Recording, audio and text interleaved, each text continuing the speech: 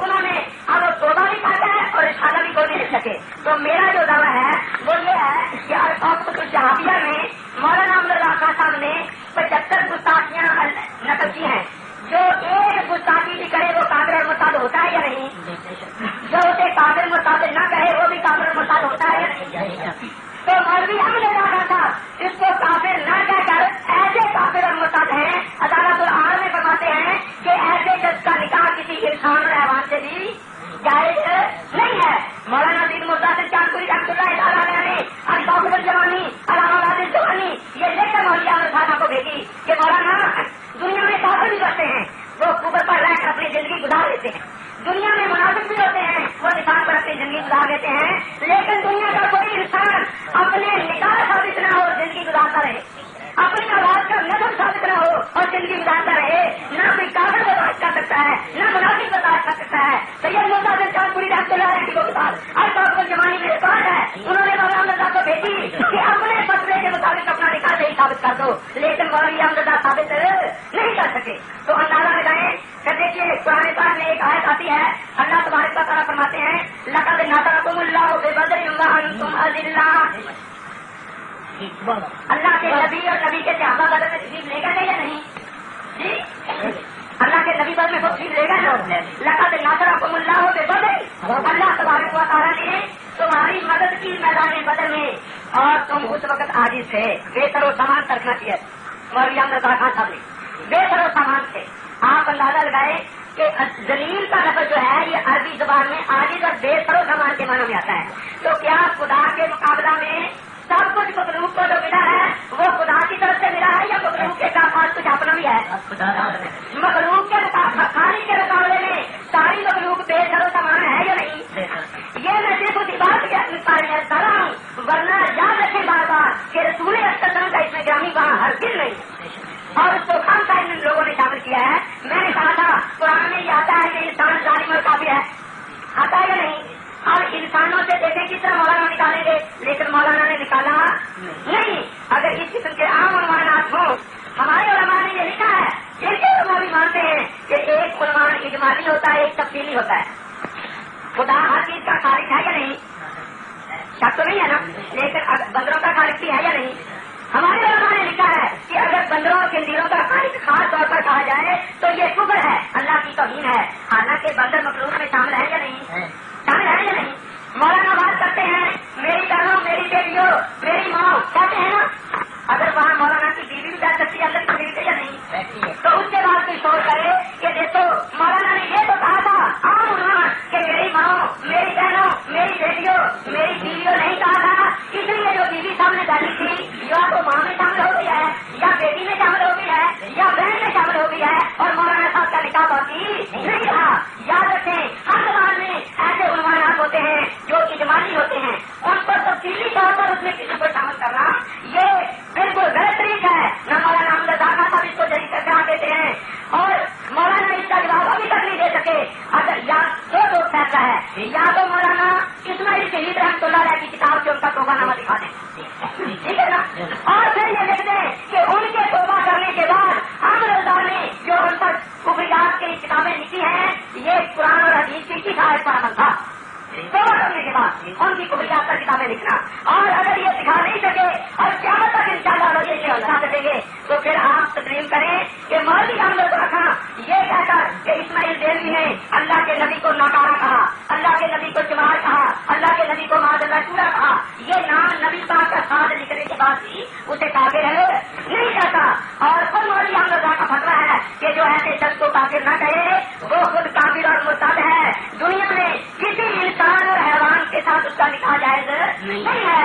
جو اسے مسلمان سمجھے وہ بھی اسی طرح ہے. اب دیکھو مولوی سعید صاحب اگر مولوی احمد کا وہ مسلمان سمجھتے ہیں باوجود اس سے کہ وہ اسماعیل دہلوی کے کفریات ان کو کافر نہیں کہتا, تو مولوی احمد کا تو فتویٰ یہ ہے کہ جو ایسے کو مسلمان سمجھے وہ بھی مسلمان نہیں, اس کا نکاح جائز نہیں, اس کی اولاد جائز نہیں. یہ عدالت العار میں مولوی احمد اللہ خان صاحب نے پوری وضاحت سے فرمایا ہے. اب یہ پتہ چلے گا کہ مولوی احمد اللہ خان صاحب کا اسلام اور ان کا نکاح کس طرح ثابت ہوتا ہے. انہوں نے خدا کے ایک ولی کو اپنی طرف سے نبی اور رسول کا لفظی بات میں شامل کر کے گستاخ کہا. خدا کے اس ولی کی کرامت ہوئی کہ مولوی احمد اللہ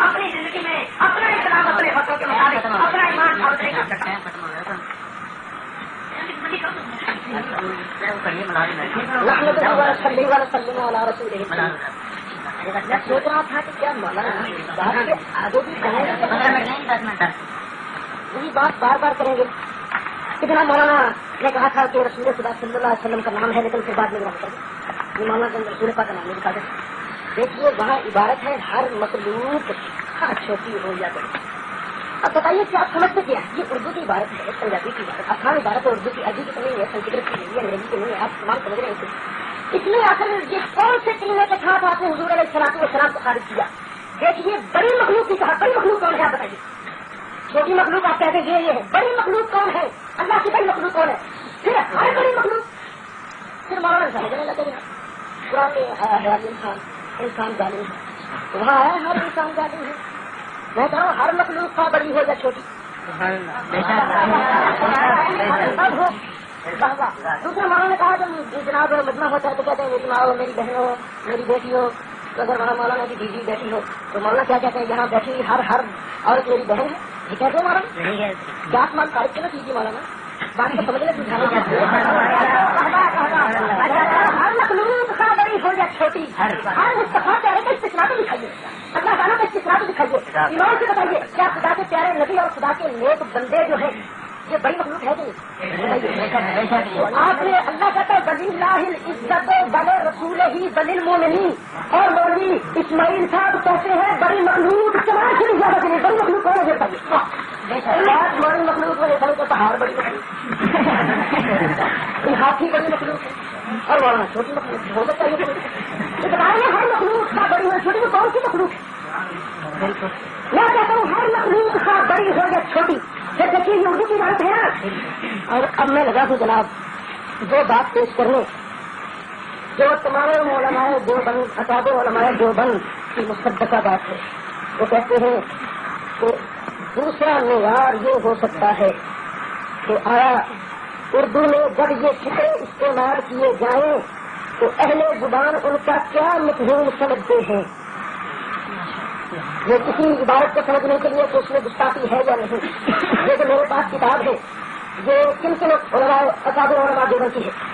لکھنے والے ہیں شیخ الاسلام مولانا سید حسین احمد مدنی, شیخ الحدیث حضرت مولانا محمد زکریا صاحب, مفتی اعظم پاکستان مولانا مفتی محمد شفیع صاحب, محدث حضرت مولانا محمد یوسف بنوری, مولانا مفتی رشید احمد صاحب اشرف المدارس کراچی, مولانا حکیم محمد اختر صاحب ناظم مدرسہ اشاعت الحق, مولانا محمد جھانوی نذیر بجناب کراچی.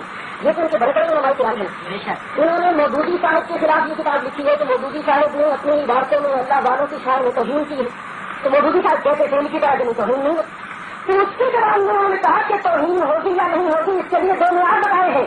اور دوسرا معیار یہ ہو سکتا ہے کہ اردو میں جب یہ فکرے استعمال کیے جائیں تو اہل زبان ان کا کیا مفہوم سمجھتے ہیں. یہ کہا کہ ہر مخلوق کا بڑی وجہ چھوٹی اللہ کی شان زیادہ کلاس سے بھی زیادہ دلیل ہے. تو اس بڑی مخلوق میں اللہ کے نبی نہیں آتے ہیں یا نہیں آتے؟ جب میں نے ساتھ یہ فتویٰ لگایا کہ اگر اس کی اصول بات ہو اللہ کا پیارے نبی ہو تو پھر اس وقت